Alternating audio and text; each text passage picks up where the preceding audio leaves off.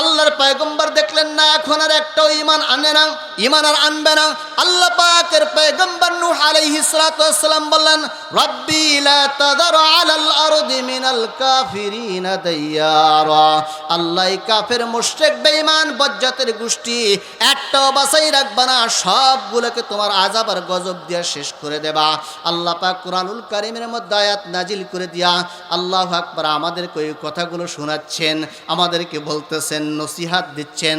আল্লাহু আকবার। নূহ আলাইহিস সালাতু ওয়াস সালামকে আল্লাহ বলতেছেন, নূহ রে, আমার তত্ত্বাবধানে আমার ওহী অনুযায়ী নির্দেশনা অনুযায়ী তুমি একটা নৌকা বানাও।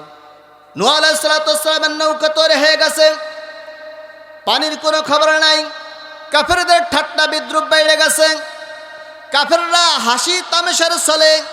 আল্লাহর পয়গম্বর নূহ আলাইহিস সালাতু ওয়াস সালামের পয়গম্বরের নৌকার মধ্যে যায়া মলমূত্র ত্যাগ করতে শুরু করে দিয়েছে। এবার যখন নৌকা একেবারে কানায় কানায় ভরে গেছে, আমার ভাইয়েরা, ওদের ভিতরে আল্লাহ তাআলা একটা রোগ দিয়া দিয়েছে, কুষ্ঠরোগ। এই কুষ্ঠরোগে শরীর থেকে মাংস খইসা খইসা পয়সা পয়সা পড়ে যায়। আমার ভাইয়েরা, একটা কুষ্ঠরোগী নৌকার পরে যখন মলমূত্র ত্যাগ করার জন্য গেছে, পাও ফসকে ময়লার ভিতরে পইড়া হাবুডাবু খাইছে। এইখান থেকে উইঠা যখন গোসল কইরা পরিষ্কার হয়ে আসছে, আল্লাহ পাক কাদের কুদরতের মালিক, আল্লাহু আকবার, তার পুরা শরীর সুস্থ হয়ে গেছে। সুবহান আল্লাহ পাক কেমন খেলাটা খেলাই দিলেন দেখেন। রব্বুল আলামিন তাকে সুস্থ করে দিয়েছেন। সকালবেলা লোকেরা জিজ্ঞাসা করতেছে, তুমি তো গতকালকে অসুস্থ ছিলে, আজকে কোন মেডিসিন ব্যবহার করলা, কি এমন ঔষধটা খাইলা যার কারণে তুমি পরিপূর্ণ সুস্থ হয়ে গেলা? এইবার ওই লোকটা ডাক দেয়া বলে, ও ভাইয়েরা শোনো, ওই নৌকার ভিতর যে আমরা মল ত্যাগ করছি, ওই মলের বরকতে আল্লাহ তাআলা আমাকে সুস্থ করে দিয়েছে। আর যায় কোথায়? কাফের মুশরিক বেঈমানের গোষ্ঠী বালতি নিয়ে, কলস নিয়ে, যে যা পারছে সব নিয়ে গেছে, নৌকা ফাঁস করে দিছে। সুবহানাল্লাহ। একবার না, দুইবার না, তাফসীরের কিতাবের মধ্যে লেখে 7 বার পর্যন্ত নৌকাকে ধুয়া ধুয়া ধুয়া ধুয়া পানি নেছে। যারা ওই নৌকা ধুয়া ধুয়া পানি নেছে ব্যবহার করছে, তারাও সুস্থ হয়ে গেছে। এমনি করে আল্লাহর পয়গম্বরের নৌকাটাও পবিত্র হয়ে গেছে। আমার ভাইরা, নূহ আলাইহিস সালাতু ওয়াস সালাম 80 জন মুমিনদেরকে লইয়া নৌকার পরে আরোহণ করলেন। লম্বা ঘটনা। আরোহণ করার পরে নৌকা যখন জমিনে ভাসছেন, আল্লাহু আকবার, যখন পানি শুরু হয়ে গেছে, নিচ থেকে পানি ওঠে, আকাশ থেকে বৃষ্টি হয়, নৌকা যখন ভাইসে গেছে, আমার ভাইরা, নৌকাটা 40 দিন পর্যন্ত ভাসলো। ভাসতে ভাসতে যদি পর্বতে যাইয়া লাগলো। আল্লাহর পয়গম্বর যখন নৌকার থেকে নামলেন, এমন সময় আল্লাহর পয়গম্বর নূহ আলাইহিস সালাতু ওয়াস সালামের একজন উম্মত ছিলেন, এক বৃদ্ধা মহিলা, তার কথা তার মনে পড়ে গেছে। ইবাদত কেমনে করতে হয়, যে এইটার জন্য আমি এইটা টান দিলাম। আল্লাহর পয়গম্বর নূহ আলাইহিস সালাতু ওয়াস সালাম নৌকার থেকে নাইমা সোজা বুড়িমার বাড়ির দিকে চলে গেছেন। তিনি তো মনে মনে ভাবছেন, আকাশ থেকে যেইভাবে পানি পড়ছে, পাহাড় পর্বত গাছ গাছালি সব পানির তলে চলে গেছে, কারো তো বেঁচে থাকার কোনো কথা নাই। যাই দেখি বুড়িমার বাড়িতে বুড়িমা বাইচা আছে কিনা। আল্লাহর পয়গম্বর নূহ আলাইহিস সালাতু ওয়াস সালাম বুড়িমার বাড়িতে গেলেন। ছোট্ট একটা আয়াতের এক টুকরো অংশ আমি তেলাওয়াত করেছি। আমার সময় যেহেতু কম, এই জন্য আমি আমার মূল আলোচনার ভিতরে যেতে চাই। আল্লাহ পাক রব্বুল আলামিন বলতেছেন, ক্বাদা রাব্বুকা আল্লা তা'বুদু ইল্লা ইয়্যাহু ওয়া বিল ওয়ালিদাইনি ইহসানা। আয়াতের ভিতরে, আমার পঠিত আয়াত টুকরার ভিতরে আল্লাহ পাকের 2টা হুকুম রয়েছে। কয়টা হুকুম? কয়টা হুকুম? 2টা হুকুম রয়েছে। 1 নম্বর আল্লাহ বলেন, ওয়াকাদা রাব্বুকা আল্লা তা'বুদু ইল্লা ইয়্যাহু।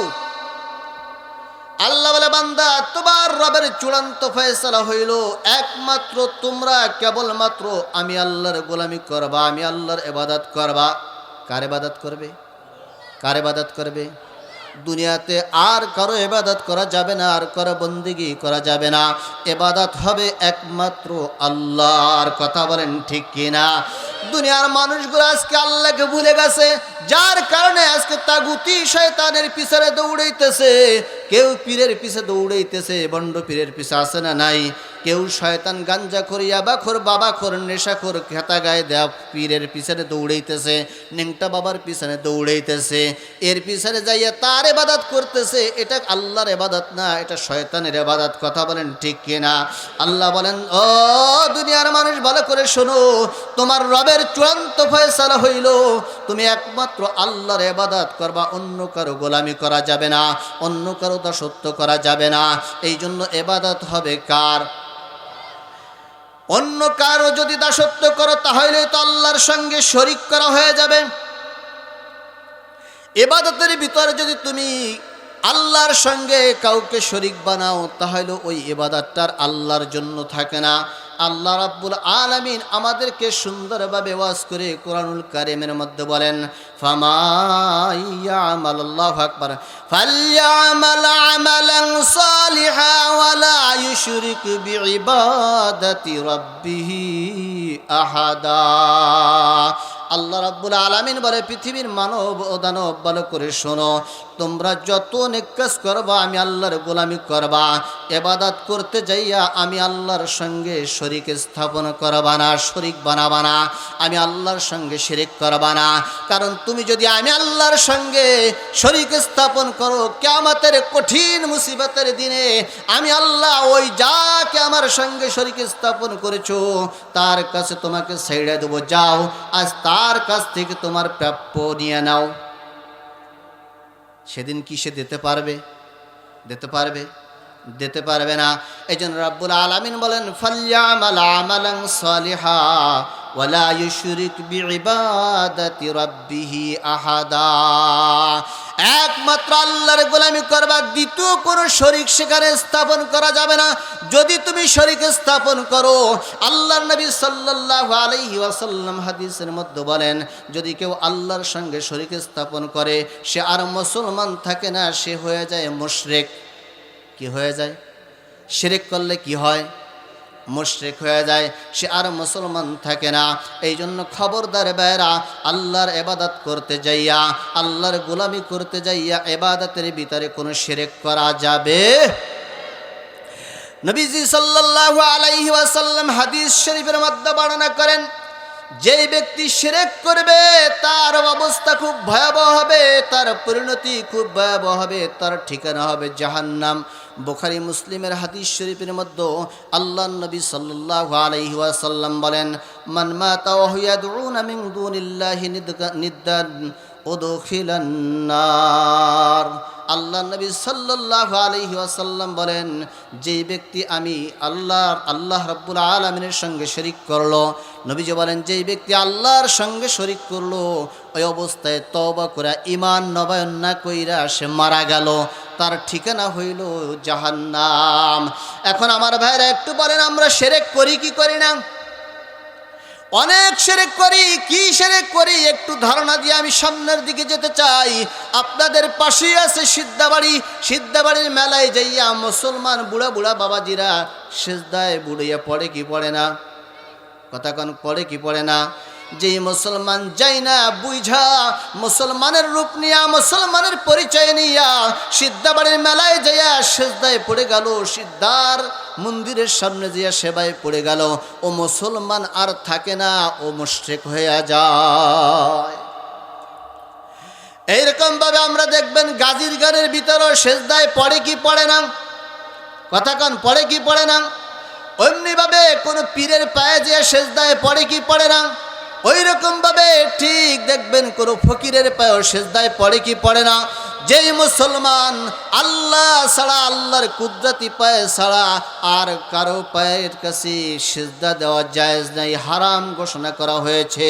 সুতরাং যেই সমস্ত মুসলমানেরা মুসলমানের রূপ নিয়া, মুসলমানের পরিচয় নিয়া, মুসলমানের গুণ নিয়া বাঁচতে চায়, অথচ তারা যাইয়া যদি সিদ্ধাবাড়ি সিজদা দেয়, পীরের পায়ে সিজদা দেয়, মাজারে যাইয়া সিজদা দেয়, মন্দিরে যাইয়া সিজদা দেয়, ফকিরের বাড়ি যাইয়া সিজদা দেয়, গাজীর গানে যে সিজদা দেয়, এরা একটাও মুসলমান থাকে না, সব কটা মুশরিক হয়ে গেছে, সব মুশরিক। এ যদি ঈমান নবায়ন না করে, ইস্তেগফার পড়ে তওবা করে ঈমানকে ফিরে নবায়ন না করে, এই অবস্থায় যদি মারা যায় আবাদুল আবাদ জাহান্নামে থাকবে, কোনো দিনও সে আর জান্নাতে যেতে পারবে না। এই সমাজে এই অবস্থা আছে না নাই? কথা বলেন, আছে না নাই? গাজীর গানের চলে এলাকা আছে না নাই? মেলার খেলা এলাকা আছে না নাই?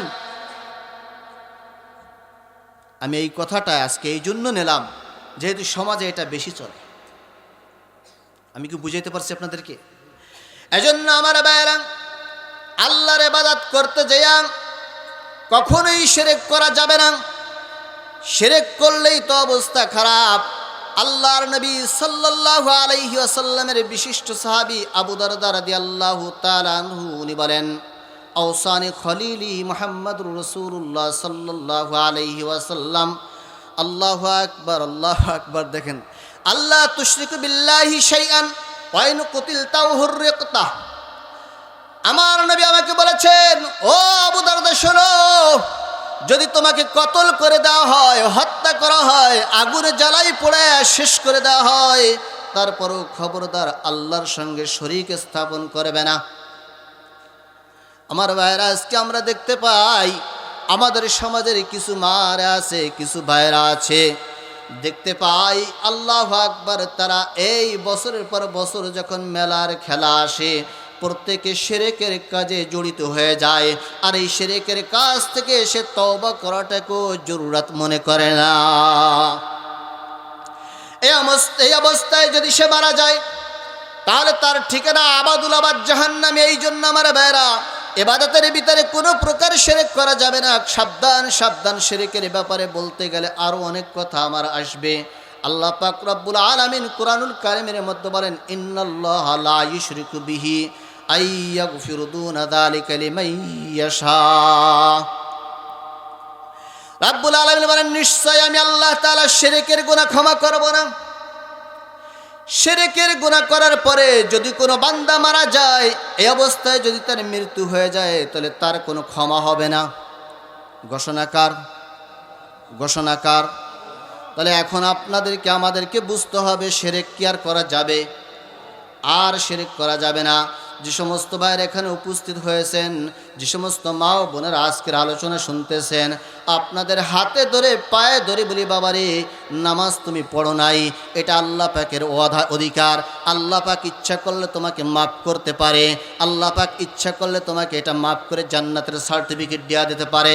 কিন্তু তোমার আমলনামার ভিতরে যদি শিরক থাকে, মনে রাখো, পৃথিবীতে যত গুনাহ আল্লাহ তাআলা দিয়েছে, সবচেয়ে বড় গুনার নাম কি? কবিরা গুনাহ। কথা বলেন, কবিরা গুনাহ কতগুলা জানেননি?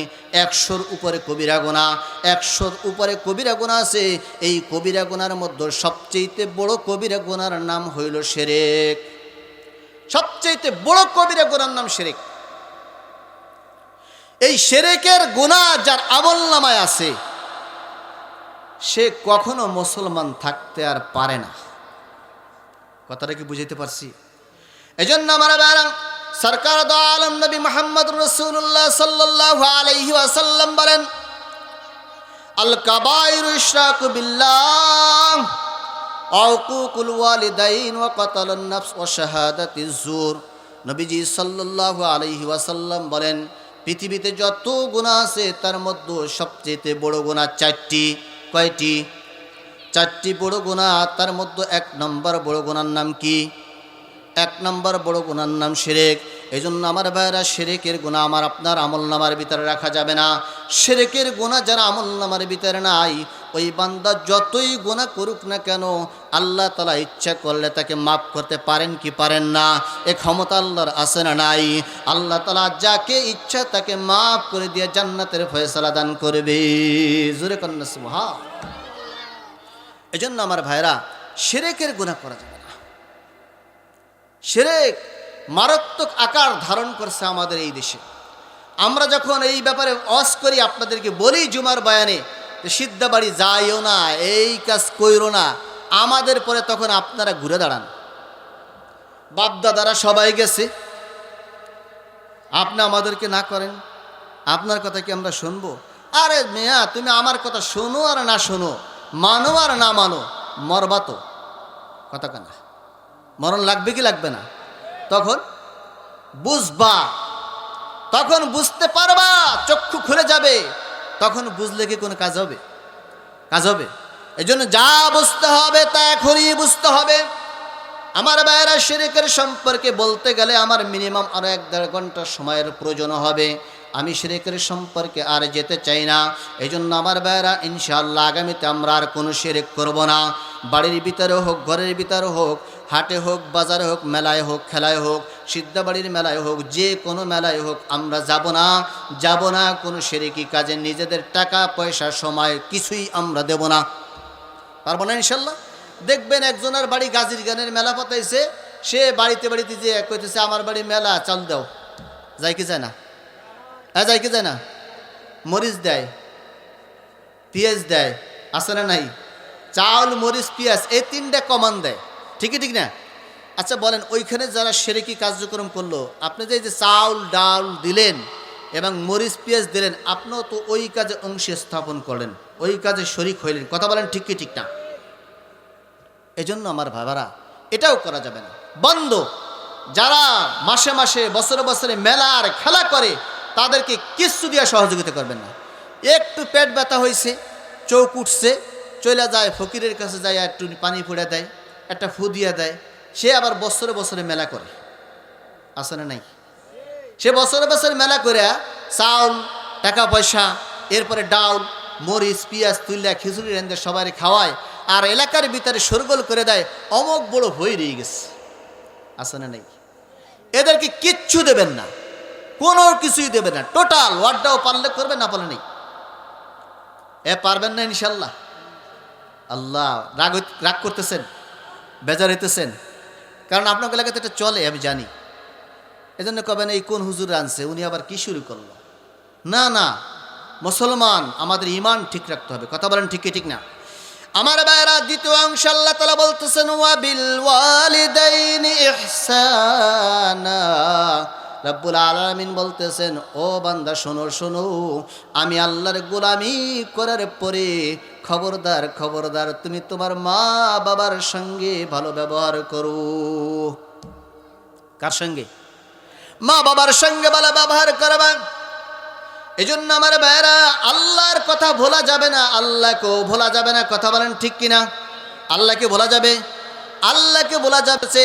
আল্লাহ পাক আরশে আজিম থেকে ওহী নাজিল করে জানাই দেয়া বলতেছেন, ও নূহ, তোমার কওম তোমাকে যেই কষ্ট দিতেছে, তুমি দুঃখ নিও না, মনে কষ্ট পেও না। তুমি আমার নির্দেশনা অনুযায়ী আল্লাহু আকবার একটা নৌকা বানাও। আল্লাহর পয়গম্বর তারপর দাওয়াতের কাজ ছাড়েন নাই, আবারও দাওয়াতের কাজ দিতেছেন। কারণ নবী যারা হয় তারা উম্মতের দরদি হয়। কথা বলেন ঠিক কিনা? আল্লাহর পয়গম্বর দেখলেন না এখন আর একটাও ঈমান আনে না, ঈমান আর আনবে না। আল্লাহ পাকের পয়গম্বর নূহ আলাইহিস সালাতু ওয়াস সালাম বললেন, রব্বি লা তাযার আলাল আরদি মিনাল কাফিরিনা দাইয়ারা। আল্লাহ কাফের মুশরিক বেঈমান বজ্জাতের গোষ্ঠী একটাও বাঁচাই রাখবা না, সবগুলোকে তোমার আযাব আর গজব দিয়া শেষ করে দেবা। আল্লাহ পাক কুরআনুল কারীমের মধ্যে আয়াত নাজিল করে দিয়া আল্লাহু আকবার আমাদেরকে এই কথাগুলো শোনাচ্ছেন, আমাদেরকে বলতেছেন, নসিহাত দিচ্ছেন। আল্লাহু আকবার। নূহ আলাইহিস সালাতু ওয়াস সালামকে আল্লাহ বলতেছেন, নূহ রে, আমার তত্ত্বাবধানে আমার ওহী অনুযায়ী, নির্দেশনা অনুযায়ী তুমি একটা নৌকা বানাও। কি বানাও? নৌকা বানাও। লম্বা কথা। আল্লাহর পয়গম্বর নূহ আলাইহিস সালাতু ওয়াস সালাম নৌকা নির্মাণ করলেন। এইবার কাফের মুশরিক বেঈমানদের ঠাট্টা বিদ্রুপ আরো বেড়ে গেছে, নির্যাতন আরো বেড়ে গেছে, আল্লাহু আকবার, উপহাস আরো বেড়ে গেছে। আল্লাহর পয়গম্বর নূহ আলাইহিস সালাতু ওয়াস সালাম বলতেছেন, ও কাফের মুশরিক বেঈমানরা শোনো, আজকে তোমরা যেইভাবে আমাকে উপহাস করতেছো, ইনশাআল্লাহ অদূর ভবিষ্যতে যখন মহাপ্লাবন আসবে, তুফান আসবে, আল্লাহর পক্ষ থেকে আযাব আসবে, গজব আসবে, তখন আমরাও তোমাদেরকে সেই রকম উপহাস করব। নূহ আলাইহিস সালাতু ওয়াস সালামের নৌকা তৈরি হয়ে গেছে, পানির কোনো খবর নাই। কাফেরদের ঠাট্টা বিদ্রুপ বেড়ে গেছে, কাফেররা হাসি তামাশার চলে। আল্লাহর পয়গম্বর নূহ আলাইহিস সালাতু ওয়াস সালামের পয়গম্বরের নৌকার মধ্যে যায়া মলমূত্র ত্যাগ করতে শুরু করে দিয়েছে। এবার যখন নৌকা একেবারে কানায় কানায় ভরে গেছে, আমার ভাইয়েরা, ওদের ভিতরে আল্লাহ তাআলা একটা রোগ দিয়া দিয়েছে, কুষ্ঠ রোগ। এই কুষ্ঠরোগে শরীর থেকে মাংস খইসা খইসা পয়সা পয়সা পড়ে যায়। আমার ভাইয়েরা, একটা কুষ্ঠরোগী নৌকার পরে যখন মলমূত্র ত্যাগ করার জন্য গেছে, পাও ফসকে ময়লার ভিতরে পইড়া হাবুডাবু খাইছে, এইখান থেকে উইঠা যখন গোসল কইরা পরিষ্কার হয়ে আসছে, আল্লাহ পাক কাদের কুদরতের মালিক, আল্লাহু আকবার, তার পুরা শরীর সুস্থ হয়ে গেছে। সুবহান আল্লাহ পাক কেমন খেলাটা খেলাই দিলেন দেখেন। রব্বুল আলামিন তাকে সুস্থ করে দিয়েছেন। সকালবেলা লোকেরা জিজ্ঞাসা করতেছে, তুমি তো গতকালকে অসুস্থ ছিলে, আজকে কোন মেডিসিন ব্যবহার করলা, কি এমন ঔষধটা খাইলা যার কারণে তুমি পরিপূর্ণ সুস্থ হয়ে গেলা? এইবার ওই লোকটা ডাক দেয়া বলে, ও ভাইয়েরা শোনো, ওই নৌকার ভিতর যে আমরা মল ত্যাগ করছি, ওই মলের বরকতে আল্লাহ তাআলা আমাকে সুস্থ করে দিয়েছে। আর যায় কোথায়? কাফের মুশরিক বেঈমানের গোষ্ঠী বালতি নিয়ে, কলস নিয়ে, যে যা পারছে সব নিয়ে গেছে, নৌকা ফাঁস করে দিছে। সুবহানাল্লাহ। একবার না দুইবার না, তাফসীরের কিতাবের মধ্যে লেখে 7 বার পর্যন্ত নৌকাকে ধুয়া ধুয়া ধুয়া ধুয়া পানি নেছে। যারা ওই নৌকা ধুয়া ধুয়া পানি নেছে ব্যবহার করছে তারাও সুস্থ হয়ে গেছে। এমনি করে আল্লাহর পয়গম্বরের নৌকাটাও পবিত্র হয়ে গেছে। আমার ভাইরা, নূহ আলাইহিস সালাতু ওয়াস সালাম 80 জন মুমিনদেরকে লইয়া নৌকার পরে আরোহণ করলেন। লম্বা ঘটনা। আরোহণ করার পরে নৌকা যখন জমিনে ভাসছেন, আল্লাহু আকবার, যখন পানি শুরু হয়ে গেছে, নিচ থেকে পানি ওঠে, আকাশ থেকে বৃষ্টি হয়, নৌকা যখন ভাইসে গেছে, আমার ভাইরা, নৌকাটা 40 দিন পর্যন্ত ভাসলো। ভাসতে ভাসতে যদি পর্বতে যাইয়া লাগলো। আল্লাহর পয়গম্বর যখন নৌকার থেকে নামলেন, এমন সময় আল্লাহর পয়গম্বর নূহ আলাইহিস সালাতু ওয়াস সালামের একজন উম্মত ছিলেন, এক বৃদ্ধা মহিলা, তার কথা তার মনে পড়ে গেছে। ইবাদত কেমনে করতে হয়, যে এইটার জন্য আমি এইটা টান দিলাম। আল্লাহর পয়গম্বর নূহ আলাইহিস সালাতু ওয়াস সালাম নৌকার থেকে নাইমা সোজা বুড়িমার বাড়ির দিকে চলে গেছেন। তিনি তো মনে মনে ভাবছেন, আকাশ থেকে যেইভাবে পানি পড়ছে, পাহাড় পর্বত গাছ গাছালি সব পানির তলে চলে গেছে, কারো তো বেঁচে থাকার কোনো কথা নাই। যাই দেখি বুড়িমার বাড়িতে বুড়িমা বাইচা আছে কিনা। আল্লাহর পয়গম্বর নূহ আলাইহিস সালাতু ওয়াস সালাম বুড়িমার বাড়িতে গেলেন। যা দেখতেছেন বুড়িমা আল্লাহু আকবার তার ছোট্ট একটা ঝুপড়ি ঘরের ভিতরে জিকির করতেছে, লা ইলাহা ইল্লাল্লাহ, লা ইলাহা, জোরে লা ইলাহা, লা ইলাহা ইল্লাল্লাহ, লা ইলাহা, লা ইলাহা ইল্লাল্লাহু মুহাম্মাদুর রাসূলুল্লাহ সাল্লাল্লাহু আলাইহি ওয়াসাল্লাম। আল্লাহর পয়গম্বর আশ্চর্য হয়ে গেলেন। तमाम পৃথিবী পানির নিচে চলে গেল, পাহাড় পর্বত গাছপালা সব পানির নিচে চলে গেল, সব ধ্বংস হয়ে গেল। আল্লাহু আকবার, বুড়িমা কেমন করে বেঁচে গেল?